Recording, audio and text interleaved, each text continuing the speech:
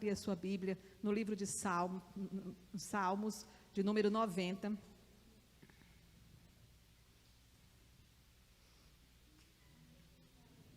Salmo de número 90. E eu quero ler com os irmãos o verso de número 12.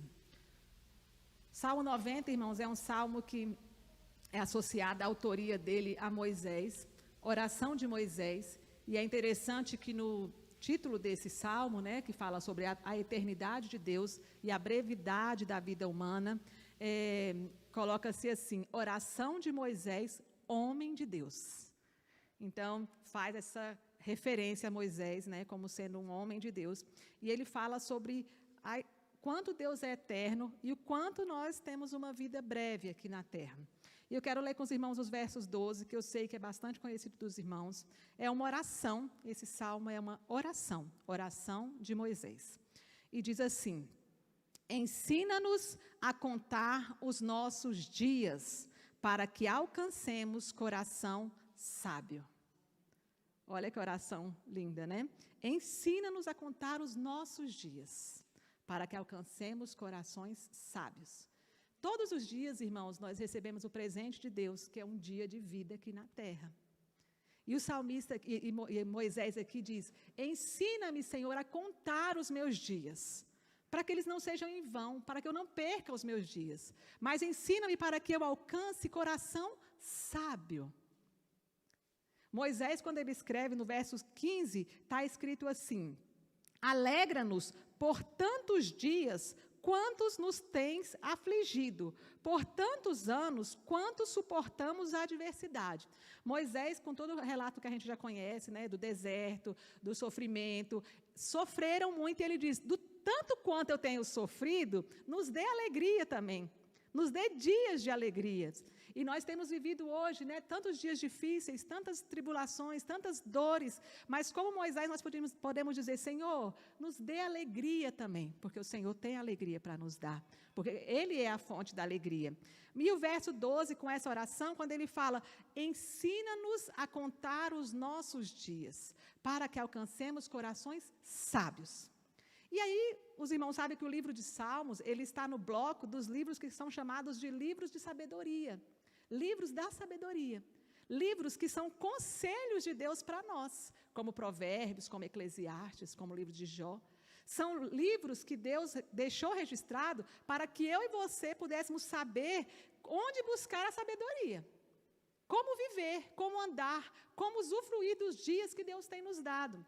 E aí, quando Moisés fala: para que alcancemos corações sábios. A Bíblia nos dá a receita para coração sábio, para a sabedoria. Lá em Provérbios ele nos diz qual é a receita. Provérbios 9, 10 diz: o temor do Senhor é o princípio da sabedoria. Para eu e você termos corações sábios, para alcançarmos corações sábios, nós precisamos temer a Deus. Porque esse é o princípio da sabedoria. Não existe sabedoria em outro lugar, a não ser no conhecimento de quem Deus é. Esse temor não é um temor de pavor, de desespero, é um temor de conhecimento de quem Deus é. A grandeza de Deus, quem é Ele.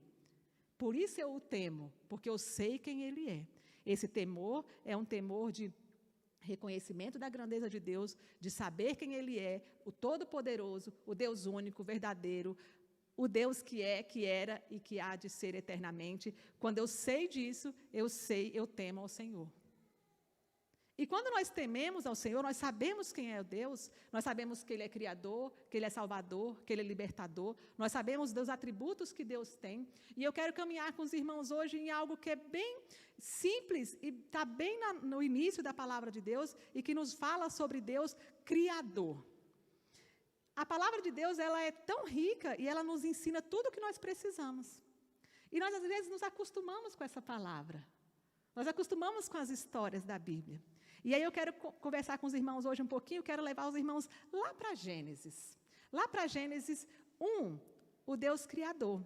Nós sabemos que em Gênesis a gente tem todo o relato da criação, Deus criando todas as coisas, o mundo era sem forma e vazia, o Espírito de Deus plainava, né, sobre as águas, e aí Deus tem o relato da criação que todos nós conhecemos. E quando chega em Gênesis 2, existe algo extraordinário. Gênesis 2:7 diz assim: então formou o Senhor Deus ao homem do pó da terra, e lhe soprou nas narinas o fôlego de vida. E o homem passou a ser alma vivente. Deus Criador, que criou todas as coisas.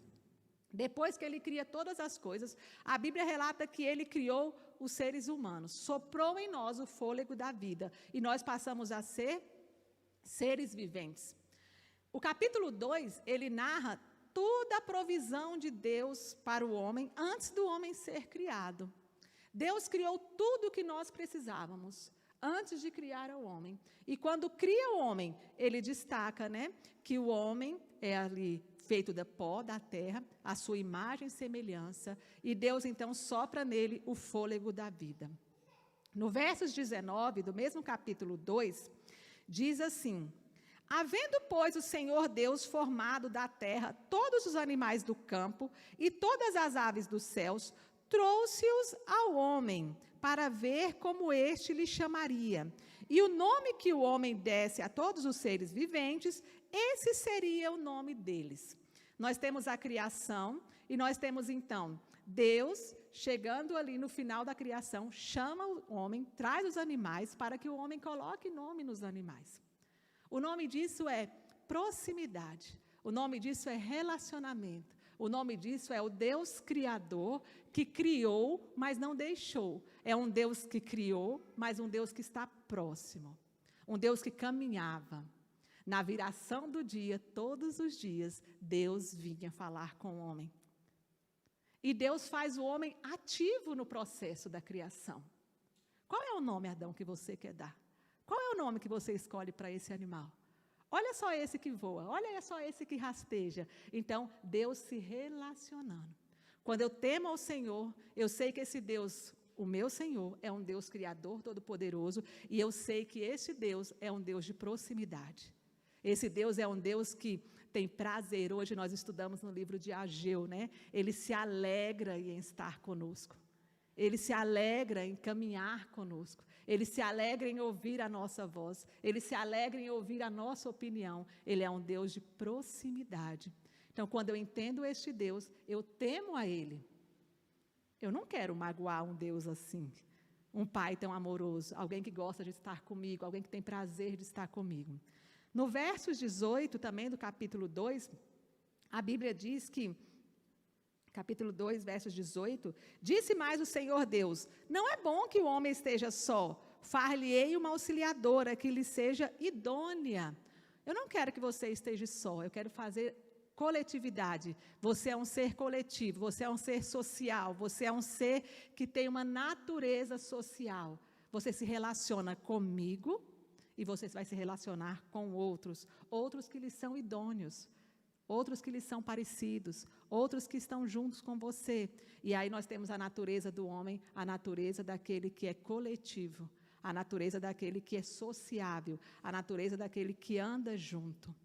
A criação de Deus, irmãos, com relação a nós, é uma criação intencional. Não é uma criação por acaso. Deus não criou Deus a humanidade. Não, Ele criou a Andréia, Ele criou a Sônia, Ele criou a Catarina, Ele criou a Dayana. Ele criou com intenção de relacionamento. Quando nós vemos hoje, né, nós estamos tendo a experiência agora de ter 2 grávidas na família, né, e a gente vai acompanhando as ecografias, você vê lá bem pequenininho, você vai vendo os dedinhos, você vai vendo a mão, você vai vendo tudo. O mesmo processo que Deus teve lá no início, né, o barro formou, desenhou, proximidade, intencionalidade, não é por acaso. A palavra diz também em Salmos, no 139, 13, 16, ele fala que Deus nos conhecia ainda informe. Quando nós ainda estávamos no ventre das nossas mães, Ele já nos conhecia. Ele teceu o nosso ser, Ele nos teceu, Ele nos desenhou, Ele nos desejou. Então, esse temor, quando eu busco a sabedoria, que eu busco entender quem é Deus, eu entendo que Ele é o Criador, eu entendo que Ele é aquele Deus que se relaciona comigo, e eu entendo que eu sou intencional na criação. O Senhor foi intencional comigo, quando Ele me criou. E aí eu encontro sabedoria. Aí eu encontro o plano perfeito de Deus para mim. Um plano que é um plano onde eu glorifico a Deus no meu relacionamento com Ele. Um plano onde eu glorifico a Deus no meu relacionamento com o próximo. Porque esse é o plano perfeito de Deus. Quando nós lemos a criação, nós lemos o projeto de Deus para nós. E o projeto de Deus é esse. Um Deus criador que é próximo.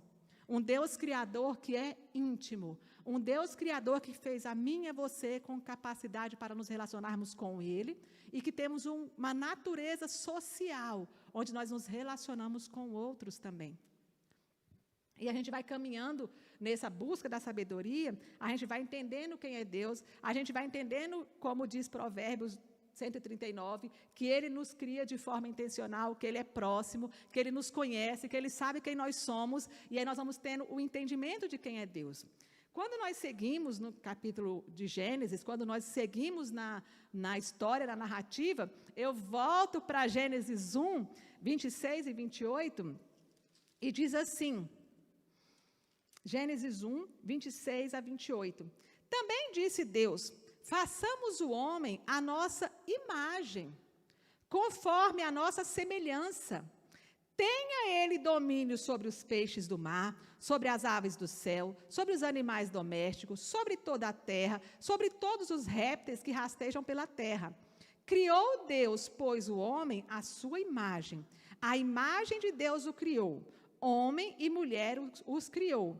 E Deus os abençoou e lhes disse, sede fecundos, multiplicai-vos, enchei a terra e sujeitai-a. Então, esse Deus que nos fez a imagem e semelhança, essas duas palavras juntas, irmãos, imagem e semelhanças, elas significam de acordo com uma representação parecida, mas não idêntica. Então, de acordo com uma representação parecida. Imagem e semelhança, eu e você parecidos com Deus. A ideia de imagem e semelhança, ela é muito mais funcional do que conceitual. Então, eu tenho uma função parecida com a função do Senhor, parecida com a função de Deus. Eu e você, nós somos representantes de Deus aqui na terra. Por isso, eu e você somos a imagem e semelhança de Deus. Então, eu e você, quando estamos no nosso trabalho, eu e você, quando estamos na igreja, eu e você, quando estamos em casa, eu e você, quando estamos na família, ali existe um representante de Deus, alguém que representa a Deus. E nós fomos criados com essa capacidade. Foi um atributo que Ele dividiu conosco.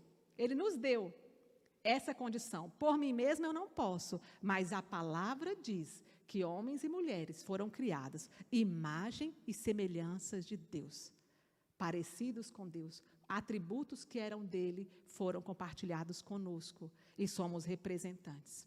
Então, nós temos uma palavra de Deus nesse verso, na criação. Ele disse, e disse Deus. A palavra de Deus veio até nós.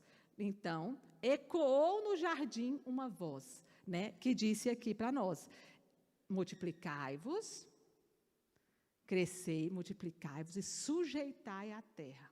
Sujeitai a terra. Esse é o plano perfeito de Deus. Crescimento, sedes férteis, multipliquem e sujeitai a terra. Mas nós sabemos que, caminhando um pouquinho pelo livro de Gênesis, quando chega em Gênesis 3, uma outra voz ecoa no jardim. E aí nós vemos em Gênesis 3, 1, a serpente também falando algo. Antes, a voz somente de Deus que estava ecoando, a voz desse Deus criador, a voz desse Deus que é próximo, a voz desse Deus que tem intimidade com a sua criação, a voz desse Deus que dá uma ordem, sejam férteis, multipliquem e sujeitem a terra. E aí, então, chega no Gênesis 3, a serpente, mais sagaz do que todos os animais selváticos que o Senhor Deus tinha feito, disse à mulher, uma outra voz ecoando no jardim: é assim que Deus disse? Não comereis de toda a árvore do jardim. Então, a mais sagaz coloca em xeque, coloca em dúvida a voz de Deus. É assim que Deus disse? E quando nós continuamos a ler a narrativa, a mulher dá ouvido à serpente, ouve a serpente, e ela olha para o fruto e percebe que o fruto, ela observa que o fruto é agradável ao paladar, que ele é atraente e desejável. E aí, então, nós sabemos o que acontece, ela come do fruto. A serpente, irmãos, ela induz o homem e a mulher a duvidar de duas coisas que são muito importantes que a gente esteja atenta. Ela induz a mulher a duvidar da palavra de Deus. Foi isso que Deus disse? Deus disse que você pode comer de todas as árvores? E a segunda dúvida que a serpente coloca no coração de Eva é sobre a bondade de Deus. Quando ela diz no versos 4, que ela diz: é certo que você não vai morrer. Ele é bom, ele não vai fazer isso com você. Pode comer, é certo que você não vai morrer. E aí, nós procurando sabedoria, procurando sermos sábios, nós devemos estar atentos ao início de todas as coisas. O plano original de Deus para nós, o plano de Deus para as nossas vidas, a voz que o Senhor ecoou para mim e para você, e também a voz que tem ecoado em nossos corações. Voz que tem trazido aos nossos corações dúvida, voz que tem trazido aos nossos corações questionamentos, vozes que tem trazido aos nossos corações perguntas como essa: foi isso mesmo que Deus disse? Será que é isso mesmo que a palavra diz? Será que o que Deus quer dizer é isso mesmo? Deus é bom, a bondade de Deus é certa. Ele não vai deixar eu ir para o inferno. Ele não vai deixar isso acontecer comigo, porque Ele é bom. Ele realmente é bom, irmãos. Mas além de bom, Ele é justo, Ele é santo, Ele não se mistura. Então, quando nós buscamos a sabedoria, irmãos, nós temos que buscar a sabedoria entendendo quem é Deus. E nós temos um modelo vivo na palavra. E esse modelo é Cristo. Cristo, Ele é o nosso modelo. E a gente não pode sair dele. A gente não pode buscar em outro lugar resposta a não ser em Cristo. E vamos caminhar um pouquinho pela palavra e vamos ver como que é o nosso modelo. O próprio Criador, o Deus encarnado, Cristo Jesus, que sofreu as nossas dores, que não pecou, Cristo que viveu aqui para mostrar para mim e para você como nós devíamos andar. Vamos ler Lucas 9, de 23 a 25.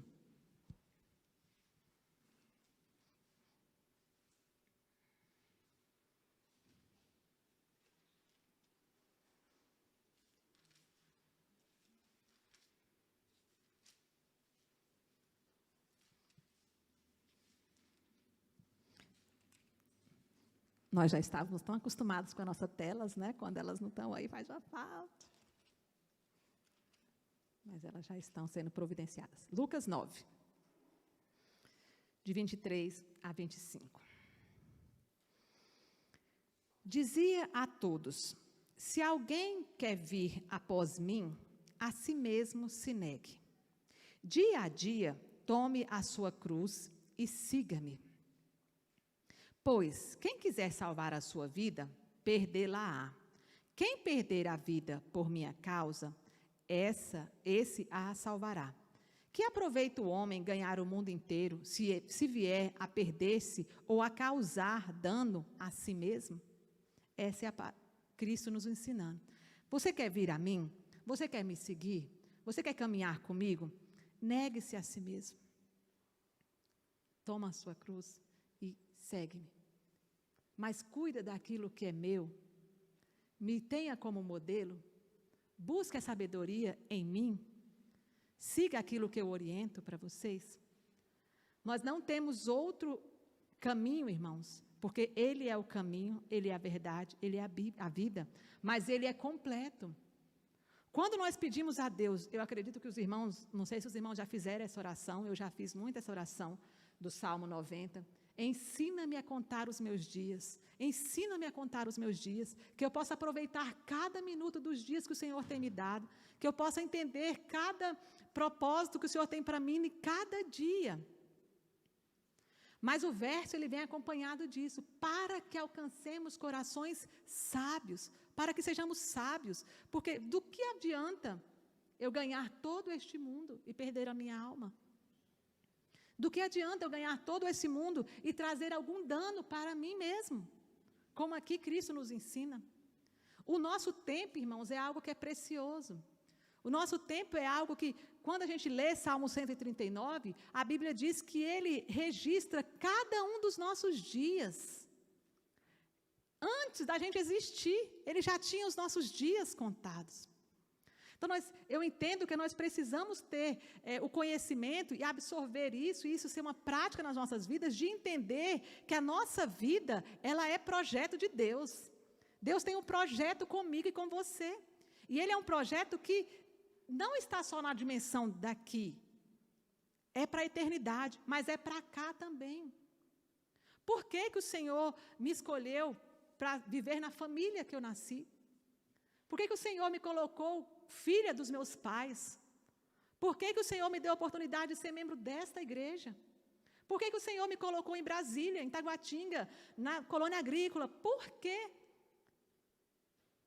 Eu tenho que entender que não são acasos. Deus tem um projeto em minha vida, Ele tem planos em minha vida. E quando eu clamo pela sabedoria de Deus, quando eu clamo por isso, eu vou entender que o temor do Senhor é esse princípio da sabedoria. Então eu tenho que estar nessa sabedoria todos os dias, buscando isso todos os dias, intencionalmente. Quando a palavra diz que Deus, Ele vinha na viração do dia, Ele conversava com o homem, Ele visitava o homem diariamente. Não era uma vez por semana, não era uma vez por mês, era diariamente. Então nós passamos a entender que a criação, ela é intencional e ela tem a intenção de glorificar a Deus. Glorificar a Deus em todo o tempo, em todo o meu ser.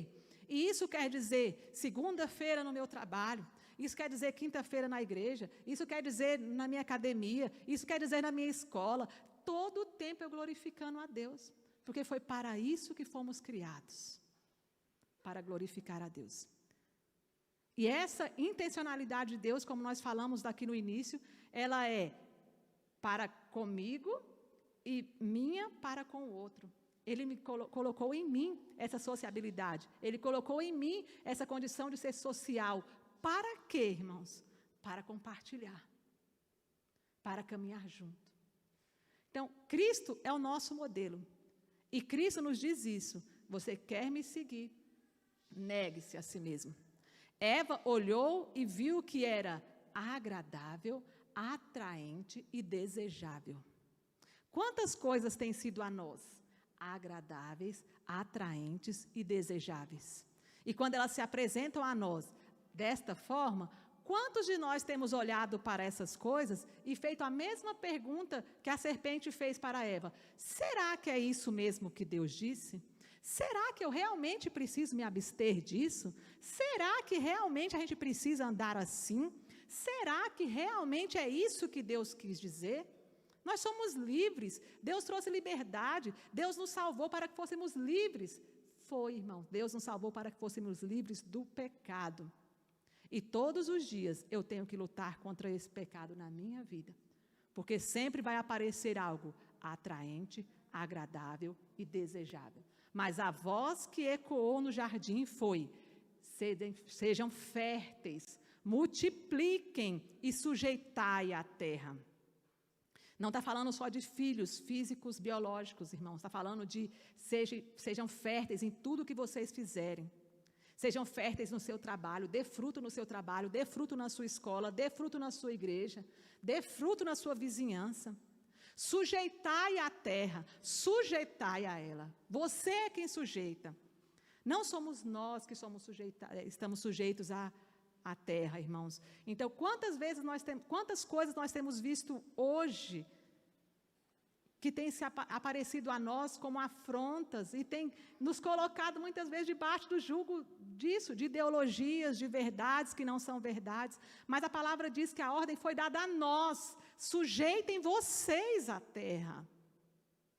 O mundo são esse sistema, e desde a queda, Deus tem se esforçado e trabalhado para nos colocar de novo na rota, para colocarmos de novo no caminho. E Ele fez isso mandando o seu Filho, Jesus Cristo, o próprio Deus encarnado. Em 1 Coríntios, nós vamos ver Paulo dizendo, sejam meus imitadores como eu sou de Cristo. Quem era Cristo? Como que Cristo andou? Esses dias, uma das adolescentes conversando comigo, e ela perguntou, tia Andréia, mas quando Cristo foi à cruz, os discípulos deram uma forçada, porque eles ficaram falando assim, crucifica. Eu falei, não, peraí, vamos voltar para cá. Os discípulos, quando Cristo disse que iria, eles ficaram com medo mesmo. Não faça isso, mestre. Né? E tem a história da orelha que cortou. E Cristo disse, não tem jeito, é necessário que eu passe por isso. Porque não existe evangelho, irmãos, sem cruz. Não existe. O evangelho, ele está embanhado pela cruz. Não existe as boas novas sem cruz. Porque as boas novas é que o Filho do Homem viria, carregaria os meus e os seus pecados, sofreria toda aquela humilhação, morreria naquela cruz, mas ressuscitaria e traria vida e salvação para nós. Não existe evangelho sem cruz, e não existe cruz sem Cristo, e não existe Cristo sem renúncia. Não existe. Cristo renunciou, e Ele renunciou o que tinha de mais precioso, Ele renunciou toda a sua glória. E às vezes eu tenho que renunciar um hábito, às vezes eu tenho que renunciar um pensamento, às vezes eu tenho que renunciar uma amizade. O quanto isso é comparado ao que Cristo renunciou? Ele renunciou à sua glória. E eu acho que é muita pretensão a gente achar que com a gente vai ser diferente. Eu não preciso renunciar nada, porque Ele já sofreu tudo. Ele sofreu para que eu fosse livre. Ele sofreu para que eu e você pudéssemos ter de novo o direito de sermos reconectados com Deus. Ele não nos sofreu para que eu vivesse a abundância desse mundo, me esbaldasse nos meus pecados, me esbaldasse no que eu quisesse aqui. Não foi por isso que Cristo morreu.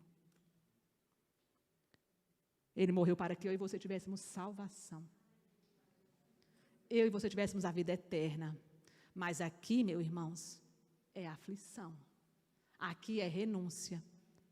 E o que é interessante é que a gente passa pela prova dando glória a Deus. Porque a gente sabe da vitória. Porque nada que eu sofro aqui é comparado à glória do Senhor. E nós temos bênçãos, sim, Ele nos abençoa, Ele tem prazer em nos abençoar. Porque às vezes fica parecendo que é o evangelho assim, nossa, é só derrota nesse mundo, né? Não, irmãos, é bênção aqui, é vitória aqui, porque quando eu e você aprendemos o temor a Deus e andamos no seu caminho, é prazeroso a renúncia, é prazeroso dizer não, é prazeroso vencer, é prazeroso amar, é prazeroso compartilhar, é prazeroso dividir o que eu tenho, isso passa a ser prazer, porque eu tenho um entendimento de quem é Deus, e eu permito que o Espírito Santo trabalhe no meu coração desta forma, e aí as coisas caminham. Cristo, nosso modelo, quando Ele caminha um pouco mais, que perguntam para Ele sobre os mandamentos, qual é o maior mandamento? O que Cristo responde, irmãos? Ama o Senhor teu Deus. É com toda força, irmão, é com todo entendimento, é com todo o ser, não é só em partes, é na plenitude, é amar com tudo. Como eu falar, como eu pensar, como eu desejar, é amar com tudo. E não para só aí. Ama ao teu próximo. E nós temos a oportunidade de fazer isso todos os dias, irmãos. Mas aquela voz continua ecoando. É isso mesmo que Deus disse? Será que amar é isso mesmo? Será que isso é amar? Não dá não, gente. Você já viu? Sabe quem é? É um drogado, é um que não quer nada com a vida, é um preguiçoso. Não dá não. Isso não é amar. O modelo de amor, irmãos, está em Cristo. E o que eu vejo em Cristo foi que Ele sentou com o pecador. O que eu vejo em Cristo foi que Ele foi na casa dos que não eram dignos dEle ir. O que eu vejo em Cristo foi que Ele conversou com o leproso. O que eu vejo em Cristo foi que Ele tocou em pessoas doentes, que eram imundas e que não podiam se tocar. O que eu vejo em Cristo foi que Ele esteve próximo daquele que precisava. O que eu vejo em Cristo é quando Ele diz, dá com a mão sem a outra ver. O que eu vejo em Cristo é que não... Os pré-requisitos, cabem a mim os pré-requisitos, não a vocês. Faça o que vier à tua mão, faça. Porque nós vamos ficando, muitas vezes, a nossa voz, a voz de Satanás e a nossa própria voz, ecoa mais do que a voz do Senhor. Mas a voz do Senhor foi, eu abençoo vocês para que vocês sejam férteis, para que vocês multipliquem e para que vocês sujeitem essa terra. Para isso, foi assim que Deus nos abençoou lá no início de todas as coisas. Mas nós temos essas duas vozes e a gente vai decidir qual voz nós vamos ouvir, para que lado nós vamos andar. Semana passada o pastor ministrou aqui, ele leu o livro de Isaías e ele diz, a quem enviarei? Quem é que vai ser o meu representante aqui na terra? Em todos os aspectos, em todos os lugares. Quem é que eu vou enviar? E essas perguntas, irmãos, elas têm que estar nos nossos corações todo o tempo. Nós temos que saber qual voz que eu estou ouvindo. Qual voz que eu estou dando atenção para que voz? Isso vai determinar os nossos dias. Isso vai determinar como eu vou viver os meus dias. Isso vai determinar a sabedoria. Nós temos sido férteis, nós temos dado fruto, irmãos. Qual fruto você tem dado? Qual fruto eu tenho dado? Nós temos multiplicado? Aquilo que eu tenho recebido tem sido multiplicado? A minha casa, ela está aplainada, ela está cheia para mim e para os meus? Eu estou sujeitando a terra, irmãos? Ou o mundo está me colocando debaixo dos pés dele? Ou eu estou sendo, sujeitado pelo mundo? Eu estou sujeitando a terra? A ordem foi para que eu e vocês sujeitássemos a terra. E aqui eu estou falando de ideologias, eu estou falando de pensamentos, eu estou falando de verdades que não são verdades. Nós estamos sujeitando ou nós estamos sendo atraídos por aquilo que é desejável, por aquilo que é agradável? Buscar a sabedoria, viver dias sábios, são dias onde eu tenho que estar debaixo da vontade, da direção de Deus. E esta palavra, irmãos, ela não muda. Cristo, Ele é o nosso modelo. Cristo é o nosso Senhor. E Ele não teve uma vida aqui individualista nem egoísta. Pelo contrário, Ele compartilhou. E Ele nos chama a isso, porque nós somos representantes dEle, nós somos feitos imagem e semelhança deles. Então, irmãos, nessa noite o meu desejo é que eu e você estejamos atentos a isso. O que eu tenho feito com os dias que o Senhor me deu? O que eu tenho feito cada dia quando eu acordo, até o final do dia? Se eu faço um balanço, quanto que eu tenho sido fértil? Quanto que eu tenho multiplicado? Quanto que eu tenho sujeitado? Eu tenho feito tudo isso no padrão e no olhar desse mundo.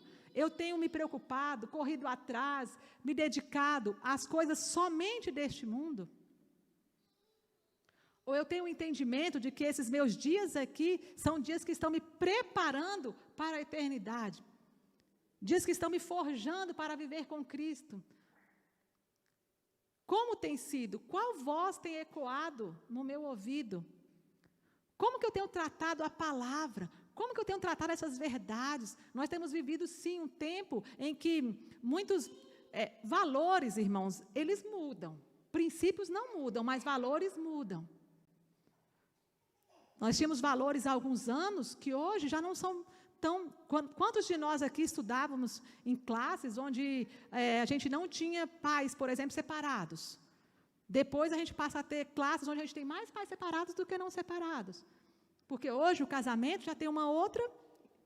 Tem valores que vão permeando. Hoje você já tem a união estável, hoje você já tem tantas outras coisas que a sociedade acha tranquilo.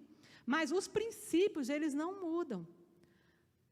Dentro das igrejas, quantas coisas nós vemos, né? Muitas vezes vem de denominações ou de linhas que têm usos e costumes diferentes, que não tem, antes tinha, hoje não tem mais.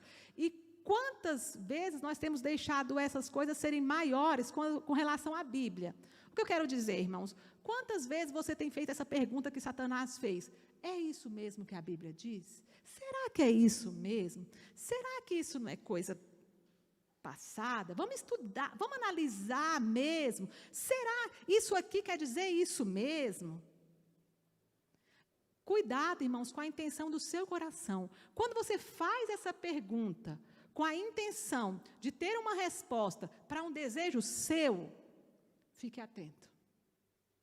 Se você faz a pergunta para adquirir conhecimento, para entender mais, e isso não vai alterar muito aquilo que está no seu coração, é uma coisa.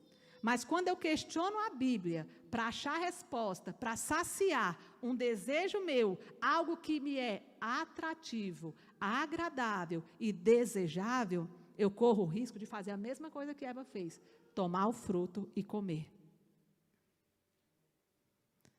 A palavra é para a gente ser ministrado por ela.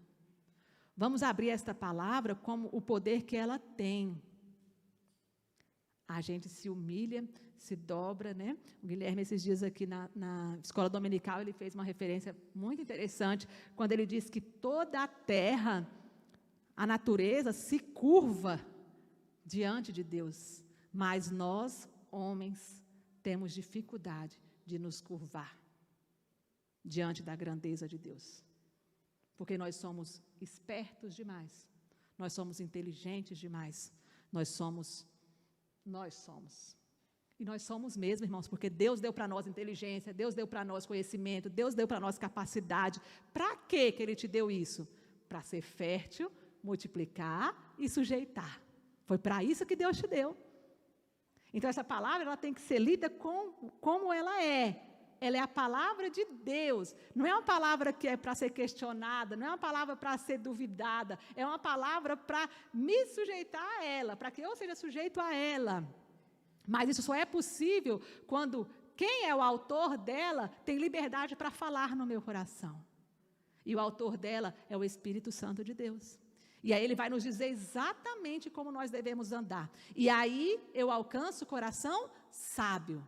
E aí eu tenho dias felizes, aí eu tenho dias que valem a pena, aí eu posso chegar como a palavra diz, combati o bom combate, venci, aí sim valeu a pena, aí valeu a pena a nossa estadia neste mundo, porque eu sujeitei, eu multipliquei, eu fui fértil.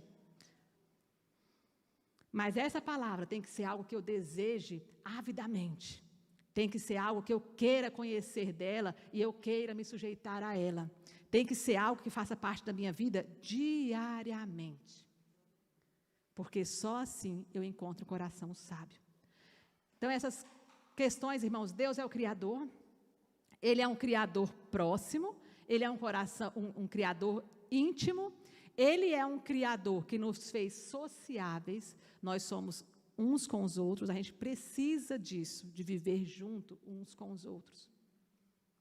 Porque Ele nos fez assim. O Evangelho nos mostra assim. Cristo se separava alguns minutos, algum tempo, alguns dias para orar, mas sempre estava junto com os outros. Ser igreja, irmãos, é algo que é fundamental na vida do cristão. Faz parte do cristianismo ser igreja. Essa eu acho que tem sido isso tem sido um questionamento que tem sido levantado muito por cristãos. Será que é isso mesmo? Será que eu preciso estar na igreja mesmo? Eu posso ser igreja na minha casa. Você é filho, você é servo, mas igreja a gente só é em conjunto. Corpo a gente só é junto, irmãos. Não tem jeito de corpo ser separado. Quando eu tomo um remédio para dor de cabeça, eu tenho que tomar pela boca, ou injetável. Eu tomo por aqui, vai agir no meu corpo todo e vai fazer o resultado lá em cima. Assim é ser igreja, irmãos. Igreja é um lugar de compartilhamento, como Deus fez com Adão, quando Deus trouxe Eva e fizeram juntos, compartilhar da grandeza dele, dividir, multiplicar. Quando eu chego aqui que eu olho para o irmão, eu sou abençoado pelo irmão, eu sou abençoado pelo olhar do irmão, pela palavra do irmão, por alguma coisa que a gente conversa, nós somos abençoados assim. É importante sermos juntos, irmãos, aqui. Eu sei que estamos vivendo tempos difíceis, eu sei que muitos irmãos estão tendo que acompanhar de casa. Isso é uma ferramenta excelente, irmãos, mas faça parte dela se realmente você necessita que seja assim. Se você tiver a oportunidade, venha, porque a igreja é um lugar de troca. Igreja é um lugar de cuidado um para com o outro. Igreja é um lugar onde eu recebo, mas é um lugar onde eu dou. E por que eu falo isso? Dentro do que eu estou dizendo hoje, da palavra de hoje, porque o Senhor nos criou assim, seres sociáveis, seres para estarmos juntos. Se nós não estamos junto com irmãos que pensam como a gente, nós vamos estar junto de outras pessoas que muitas vezes não pensam como a gente, e isso pode dificultar a nossa caminhada. Então, que nós possamos amar como Cristo amou, que nós possamos viver este evangelho, que é um evangelho que é coletivo, o evangelho que está junto, o evangelho que caminha junto, e assim possamos viver os nossos dias felizes, vivermos bem, contando os nossos dias com alegria, porque eu sei que o Senhor tem dias de bênção para nós. Amém, irmãos? Vamos orar? Eu quero louvar a Deus por sua vida, louvar a Deus por estarmos aqui nesta noite. Clamar ao Senhor para que possamos cada vez mais sermos igreja e caminharmos assim. Sejamos férteis, irmãos, multipliquemos e sujeitemos essa terra. Nós podemos fazer isso porque o Senhor nos capacitou para isso. Esteja atento às oportunidades que Deus tem te dado para que você frutifique. Seja atento às oportunidades que Deus tem nos dado como igreja de abençoarmos. Esteja atento, irmãos, que esses questionamentos não sejam questionamentos para agradar o seu coração ou o meu coração. As coisas, o evangelho ele é simples, o amar ele é simples, o doar ele é simples, irmãos. E quem vai fazer isso sou eu e você. Nós somos os representantes de Deus na terra. Quantos de nós temos tendo oportunidade esses dias aqui de acolher tantas pessoas aqui na igreja, de ajudar, de dar, de doar. E eu confesso para os irmãos que muitas dessas vezes, essa voz ecoa, eu, Andréia, que muitas vezes ajudo ali, ecoa e fala, será que é isso mesmo, Andréia? Será que ele precisa? Será que ele não vai vender essa cesta? Será que não sei o quê? Aí eu comecei a querer recuar, irmãos. Eu não sei se vai vender, eu não sei se precisa, eu sei que pediu, chegou até nós, e nós podemos doar, nós podemos dar. Faça disso, irmãos, uma prática no seu dia a dia. Amanhã é segunda-feira, pega ali, anota segunda, terça, quarta, quinta e sexta, de manhã, como que eu posso glorificar a Deus? À tarde, como que eu posso glorificar a Deus? À noite, como que eu posso multiplicar? Na terça-feira, como que eu posso sujeitar a terra? O que está dentro da minha casa que eu não estou sujeitando?